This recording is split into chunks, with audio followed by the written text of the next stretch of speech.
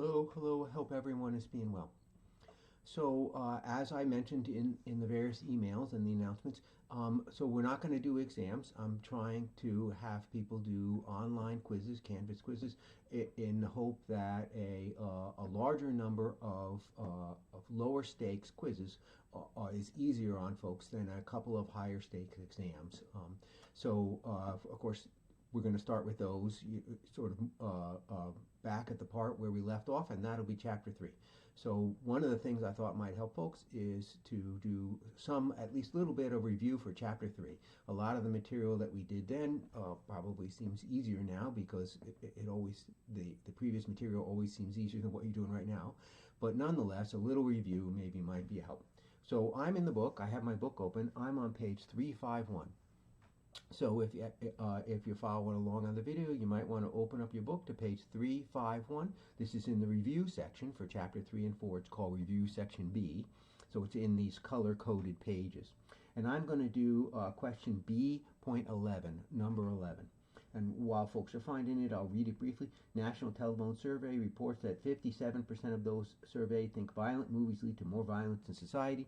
Survey includes a random sample of 1,000 American adults and reports the margin of sampling error is plus and minus 3 percentage points with a 95% level of confidence. All right, so this difference between margin of error and standard error has been something that has given folks a little bit of trouble over the course of the semester. So I just want to remind you what that is, and let me bring my book in here to. So let me see here. Oops, got my pencil in the way.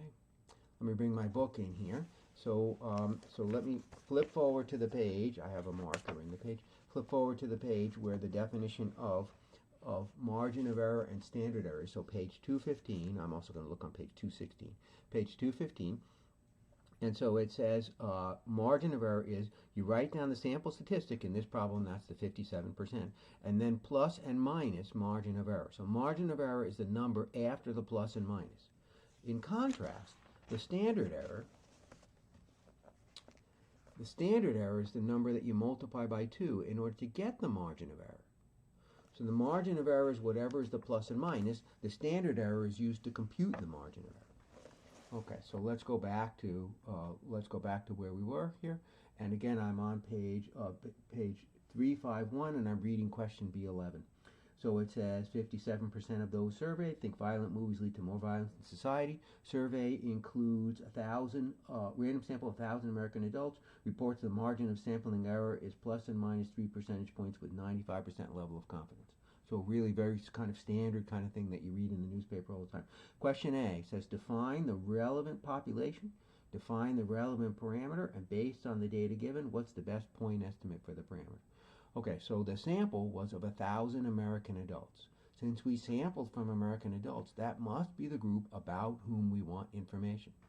That is to say, we are trying to get information about the population of all American adults. We took a sample from some American adults, 1,000 American adults. So the relevant population is American adults. Next up, parameter. So parameter is the number we would like to know, the piece of information that we would like to know. In this problem, what we know is that the sample gave us 57%. What we would like to know is not the sample number, but the true number. So we think that the true number is probably close to 57%, but probably might be a little above, a little bit below, but probably not exactly equal to 57%. So the parameter, P, is the percentage of U.S. adults who agree with that statement. The number 57% is P hat. P hat equals 0.57.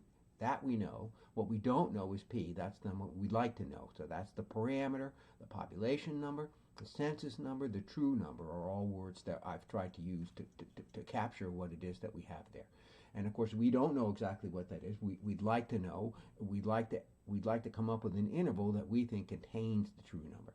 So then it says, based on the data given, what's the best point estimate for the parameter? And of course, we don't know the parameter. If somebody said to you, where's the parameter? You'd say, well, here's the confidence interval. If they said to you, well, I don't want an interval, I want a single number, you'd say, well, I'm reluctant to give you because really, I want a single number. Okay, the best single number I can give you is P hat equals 0.57. And then the question goes on to say part B, find and interpret a 95% confidence interval for the parameter. So here we go, bring out my paper again. find and interpret a 95% confidence interval. So a 95% confidence interval we know is going to be the 95% confidence interval. 95% confidence interval is going to be the 0.57 plus and minus 0.03. So that's the plus and minus 3 percentage points, and here's the p hat equals 0.57. So don't multiply by 2 because they told me this is the margin of error, not the standard error, the margin of error. So don't multiply by 2. Okay, and of course, folks have probably gotten better at this over time because you've done a number of them. Fair enough, fair enough. But it gives us an interval that runs up to 0.60 and runs down to 0.54. And the point of that interval is that we think the true number, that if we did a census of all Americans and asked them this question, the number p, the census number, the parameter, the population number, we think that's in here. How sure are we? 95% sure. Does that mean there's some chance that it's a yes? There's some chance that our interval fails to capture the true number, but we think a pretty good chance that it's in that interval. So confidence intervals are about the true number.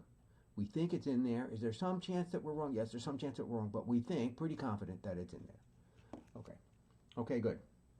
All right, next question. I want to do a total of 4 questions. So the next question is number B.15 on page 352. So so the same idea here. I'm going to slide the book in, and here we go. So B.15 on page 352 relies on this graphic up here. So so I'm going to show you the graphic. So suppose that 5% of the screws a company sells are defective. This figure here shows the sample proportions from 2 sampling distributions. One shows samples of size 100 and the other shows samples of size 1000. Okay. First question is, what is the center of both distributions? So you see there's the proportion defective in n equals 100, proportion defective in n equals 1000. What's the center of both distributions? So what you see just by eyeball in the picture is that the center is about 5%. The center is about 5%. This is a much less spread out distribution, but it's still got a center of 5%. What's the approximate minimum and maximum of the 2 distributions? Well, just again by eyeball, I think I'm looking at 0 and 12. And I think I'm looking at about, I don't know, that might be 0.25. Excuse me, 0.025. And up here might be 0.065. Give a rough estimate of the standard error in each case. So it's easier to give it here, it seems to me. You look at this curve and you say it looks like a bell curve. Where does it change from umbrella to bowl? Here it's an umbrella, here it's a bowl. Where does it change? And just to my eye, it looks like so, like so, like so. So I'm calling the difference between 0.5 and here, I'm calling it about 0.01, 1%, 0.01. So I'm thinking that the standard error in this case, the standard deviation of this curve is about that distance right there, is about 0.01, I think. Now up here, I don't know, I guess I'm thinking umbrella and bowl. So I'm thinking here that the difference between where the center is and where it changes is about 0.03, 0.03. So just by eye, could be wrong by a little bit, but 0.03, something like that. And then part D says, suppose you take one more sample in each case. Would a sample proportion of 0.08 be reasonably likely? So here, could you get a 0.08? You could. 0.08's happen in this graph. Here, could you get a 0.08? 0.08 do not happen in this graph. It just doesn't happen. When you take a much larger sample, it's hard to be way off from the center. When you take a small sample, you can perfectly well be way off from the center. But when you take a large sample, it's just simply harder. This is a less spread out distribution, and so way off samples just simply don't happen here. Okay, fair enough. Okay, now 2 more I want to do here when we flip forward here. I want to go to page 348. I'm looking at question B1. Does vitamin C cure the common cold? A study conducted on a college campus tested to see whether students with colds who are given large doses of vitamin C recover faster than students who are not given vitamin C. And it says the p-value for the test was 0.003. The p-value was 0.003. So that's not 3%, that's 0.3%. Given the p-value, what's the conclusion of the test? Reject H naught or do not reject H naught? And again, we've talked about this a number of times, but it's still, a person sometimes gets confused. If the p-value is low, then what you're saying is, assuming H naught is right, then the sample you observed was way off. The sample you observed had only 0.3% chance of happening. Assuming H naught is right, you saw a very unlikely sample. So in that circumstance, you would say, I guess, supposing H naught's supposition is getting hard to believe. So we would say reject H naught. So reject H naught because the p-value is small. When the p-value is small, you reject H naught. Results of statistical inference are only as good as the data used to obtain the result. No matter how low the p-value is, it has no relevance if the data were collected in a way that biases the results. Describe an inappropriate method of collecting the data for this study that would bias the results so much that you would just not believe the study. And of course, there's a number of inappropriate things you can do, where you can hold a gun to people's head and say, I demand that you, but the thing that comes to mind here is that if people were allowed to select themselves into vitamin C group or not vitamin C group, that is to say, you do not have a randomized trial. You instead have a pick yourself into the treatment or control group, depending on which you think is the right way to go. Well, that's going to bias the result, and people are going to find that study very hard to believe. Describe a method of collecting the data that will allow us to interpret the p-value appropriately to extend the results to a broader student population. In other words, if you did the study right, how would you do it? If you did the study right, you would randomly pick students. Vitamin C, not vitamin C. You'd randomly pick. The student wouldn't know whether they were in treatment or control group. You'd be giving them a pill that looks just like the pill for vitamin C, and probably the person who's giving them the pill wouldn't know either. It'd be double-blinded. So you have a randomly chosen treatment group and control group, double-blinded, all the usual things we talked about at the beginning of the semester. Makes the study much easier to draw inferences from. And assuming that the data were collected as you describe in Part C, use the p-value to make a conclusion about vitamin C as a treatment for students with the common cold. And so, with this p-value, you would reject H naught, and so you would say something like, treatment with vitamin C does help with the common cold. Okay, one more. We're on, again, it's page 349 this time, and it's Diet Cola and calcium, and I'm going to want to bring up stat key for this, so let me bring up my, oops, wrong button, there we go. Let me bring up my stat key. So Diet Cola and calcium on page 349. Study examined the effects of Diet Cola consumption on calcium levels in women. Sample of 16 healthy women randomly assigned to drink 24 ounces of either Diet Cola or water. The urine was collected for 3 hours after ingestion in the beverage. Calcium excretion was measured. The researchers were invested whether Diet Cola leaches calcium out of the system, which would increase the amount of calcium in the urine. And it says, use StatKey or other technology to carry out an appropriate inference procedure to address the question of whether or not the mean amount of calcium lost for women who drink Diet Cola is more than for women who drink water. And I want to read that again. So use StatKey, we're going to do that. And it says, address the question of whether or not the mean amount of calcium, so this is a kind of question about means, mean amount of calcium loss for women who drink Diet Cola is more than for women who drink water. So we're looking at two means. Women with drinking Diet Cola, women with water. So this must be a difference of two means question here. Difference of two means. Okay, let me pop up my paper here and talk about what it is that we're can't find the button. There it is. Okay, so here, this is again question B3. Question B3. So we have two possibilities. One possibility is that Diet Cola doesn't affect calcium. The other possibility is that Diet Cola does affect calcium.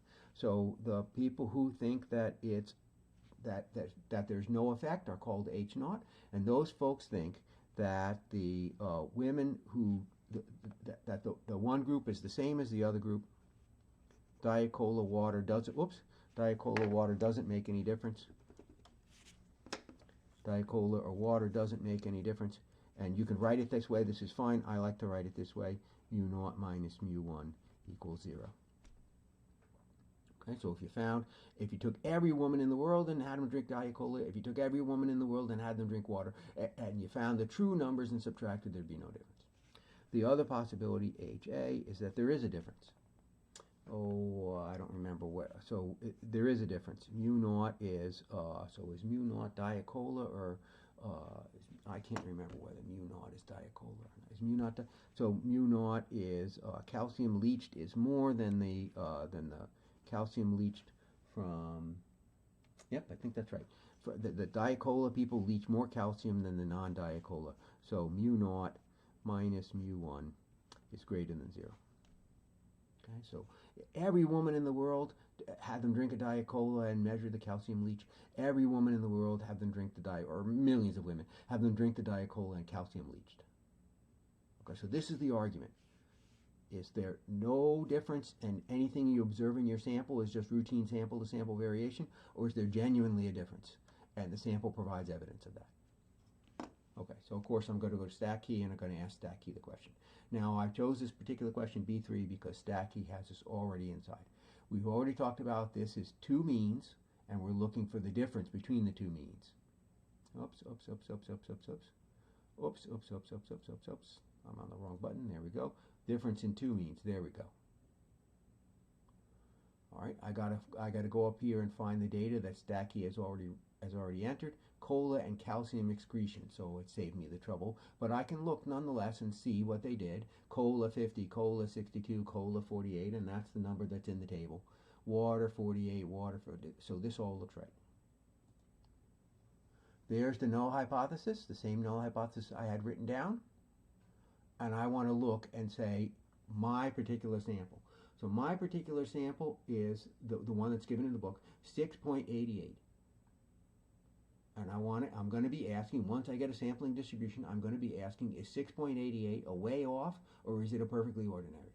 If 6.88 is very rare, then H naught will say, I guess this supposition is hard to continue to believe.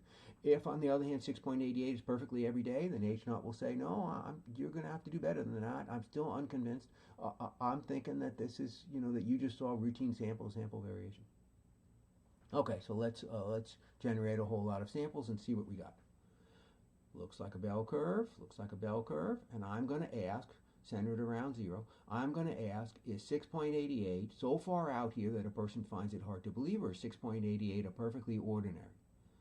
All right, so just by eye, 6.88 looks like it's way far out to me. So I'm thinking that we're going to reject H naught. I'm thinking that we're going to find that this 6.88 is pretty good evidence. Let's go through the details of how a person does that. Right tail, because the alternative hypothesis was that mu naught minus mu 1 is greater than 0. So that's why it's a right tail. 6.88, I got to enter 6.88 because the computer can't read my mind. 6.88. And it comes up with the p-value, 0.004.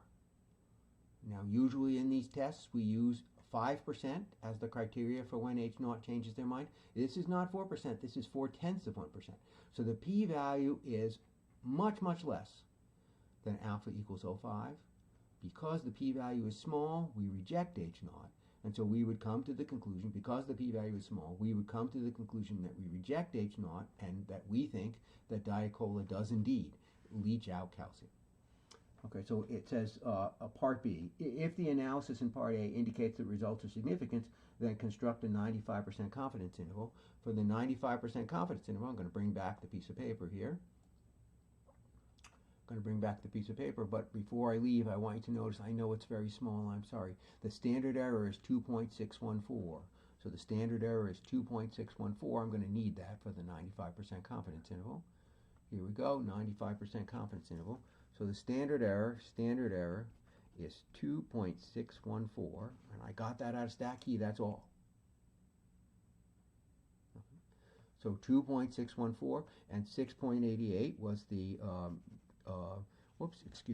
x1 bar minus x2 bar was 6.88. x1 bar minus x2 bar was 6.88. Again, StatKey calculated all that stuff. And we use this to get 6.88 plus and minus 2 times 2.614. So that's 6.88 plus and minus a number that's a little bigger than 5. And that's, of course, the 95% confidence interval.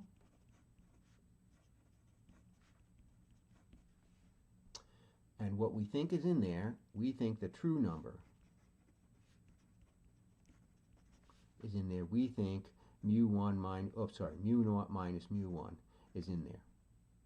Not x1 bar minus x, no, but instead this number is in there, is what we think, because that's the true value. All right? Okay. Okay, so that's the review. I'll be in touch about when we're going to have the online quizzes, and I hope it's helpful.